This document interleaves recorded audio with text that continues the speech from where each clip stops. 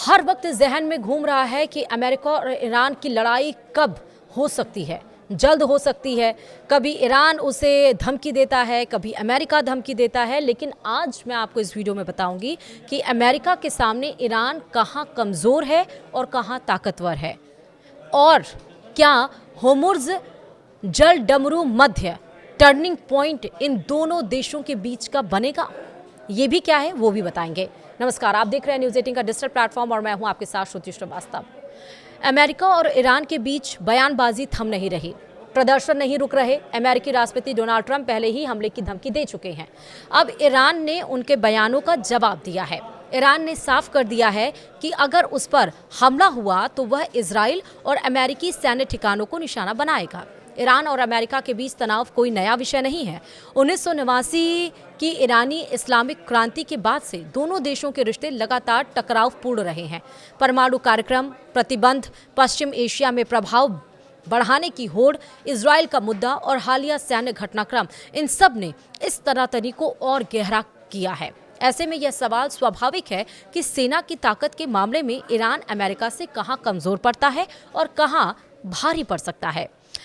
Venezuela पर हुए अमेरिकी सैन्य कार्रवाई और राष्ट्रपति निकोलस मादुरो की गिरफ्तारी के बीच अमेरिकी प्रशासन के अनेक जिम्मेदार लोगों का बड़बोलापन जारी है। इस बीच ईरान में आर्थिक संकट को लेकर प्रदर्शन शुरू होने के बाद अमेरिका के राष्ट्रपति ट्रंप समेत उनके अनेक सहयोगियों ने धमकी दे दी है। इस बीच ईरानी प्रमुख खामनेई ने भी अमेरिका को बीते शुक्रवार नमाज के बाद जवाब दिया। उन्होंने आम जनता को दिए संदेश में कहा कि वे किसी भी विदेशी ताकत की धमकी से डरने वाले नहीं।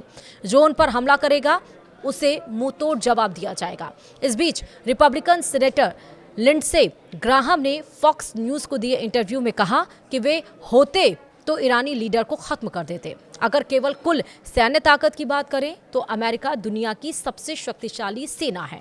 अमेरिका का रक्षा बजट 800 अरब डॉलर से अधिक है, जबकि ईरान का रक्षा बजट लगभग 30 से 40 अरब डॉलर के आसपास मारा जाता है। यह अंतर अपने आप में बताता है कि पारंपरिक सैन्य क्षमता यानी कि कन्वेंशनल मिलिट्री पावर में ईरान अमेरिका से कहीं बहुत पीछे है। अमेरिका के पास अत्याधुनिक हथियार, वैश्विक सैन्य अड्डे, सैटेलाइट नेटवर्क और तकनीकी बढ़त है, जो ईरान के पास बिल्कुल नहीं है। संख्या के लिहाज से ईरान कमज़ोर नहीं है।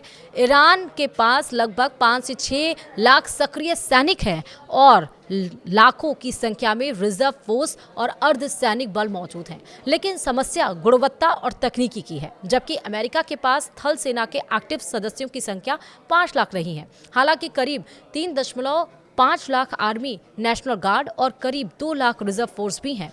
ईरान के टैंक और बख्तरबंद वाहन पूरे पुराने सोवियत और स्वदेशी डिजाइनों पर आधारित हैं, तो वहीं अमेरिका के पास आधुनिक टैंक, डिजिटल युद्ध प्रणाली और रियल टाइम इंटेलिजेंस है। थल सेना की संख्या के मामले में ईरान टिक सकता है, लेकिन खुले मैदान में सीधी लड़ाई में अमेरिका को चुनौती देना मुश्किल है। वहीं ईरान की वायुसेना उसकी सबसे कमज़ोर कड़ी मानी जाती है। उसके पास F-14, F-4 और मिग जैसे पुराने लड़ाकू विमान हैं, जिनका रखरखाव भी प्रतिबंधों के कारण कठिन है। और इसके विपरीत अमेरिका के पास F-35, F-22 जैसे स्टील्थ फाइटर, ड्रोन, अवॉक सिस्टम और सैटेलाइट समर्थित एयर डोमिनेशन है। किसी भी संभावित युद्ध में अमेरिका पहले ईरान की वायु रक्षा और एयरबेस को निशाना बना सकता है, और जिससे ईरान को भारी नुकसान हो सकता है। ईरान की नौसेना छोटी लेकिन रणनीतिक रूप से खतरनाक मानी जाती है। उसके पास बड़े एयरक्राफ्ट कैरियर नहीं हैं, लेकिन तेज गति वाले नावे, पनडुब्बियां और एंटी शिप मिसाइलें हैं। ईरान की सबसे बड़ी ताकत है होर्मुज़ जल डमरू मध्य, जहां से दुनिया के बड़े हिस्से को तेल आपूर्ति होती है। अगर ईरान इस क्षेत्र में अवरोध पैदा करता है तो वैश्विक अर्थव्यवस्था प्रभावित हो सकती है।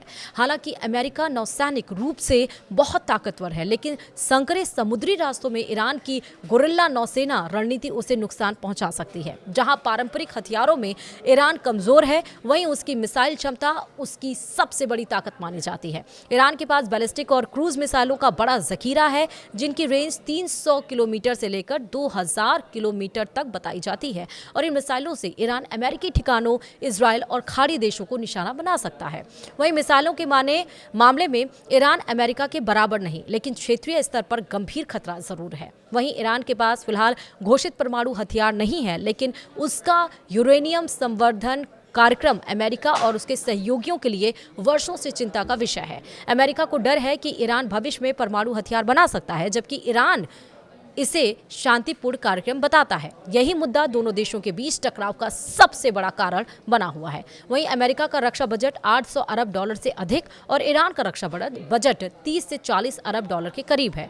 वहीं ईरान की सबसे बड़ी रणनीतिक ताकत है उसका प्रॉक्सी नेटवर्क। जी हां, लेबनान में हिजबुल्ला, यमन में हूती और इराक और सीरिया में शिया मिलिशिया। इन संगठनों के जरिए ईरान बिना सीधे युद्ध के अमेरिका और उसके सहयोगियों को चुनौती देता है और इस तरह शैडो वॉर में ईरान अपेक्षाकृत अमेरिका से काफ़ी मजबूत स्थिति में है। वहीं पुरानी सैन्य तकनीक, कमज़ोर वायुसेना, वैश्विक सैन्य पहुंच का अभाव, आर्थिक प्रतिबंधों से सीमित संसाधन, लंबे युद्ध को झेलने की क्षमता कम है और इसकी खूबियों में मजबूत मिसाइल कार्यक्रम, रणनीतिक भौगोलिक स्थिति, प्रॉक्सी नेटवर्क, घरेलू हथियार निर्माण क्षमता आदि को कहा जाता है। और इस तरह हम कह सकते हैं कि सीधी और पारंपरिक लड़ाई में ईरान अमेरिका से काफ़ी कमज़ोर है। अमेरिका की तकनीकी, वायु शक्ति और वैश्विक पहुंच ईरान पर भारी पड़ती है, लेकिन इसका मतलब यह नहीं कि ईरान निरुपाय है, यानी कि मिसाइल शक्ति, होर्मुज़ जल डमरू मध्य, प्रॉक्सी युद्ध और क्षेत्रीय प्रभाव के जरिए ईरान अमेरिका के लिए गंभीर चुनौती खड़ी कर सकता है। यही वजह है कि दोनों देश सीधे युद्ध से बचते हुए दबाव, प्रतिबंध और परोक्ष संघर्ष का रास्ता अपनाते रहे हैं। मौजूदा हालात में भी पूर्ण युद्ध की संभावना कम, लेकिन तनाव और टकराव बने रहने की आशंका ज़्यादा है। मुझे उम्मीद है कि ये वीडियो आपको इंफॉर्मेटिव लगी हो। वीडियो में बस इतना ही। नमस्कार।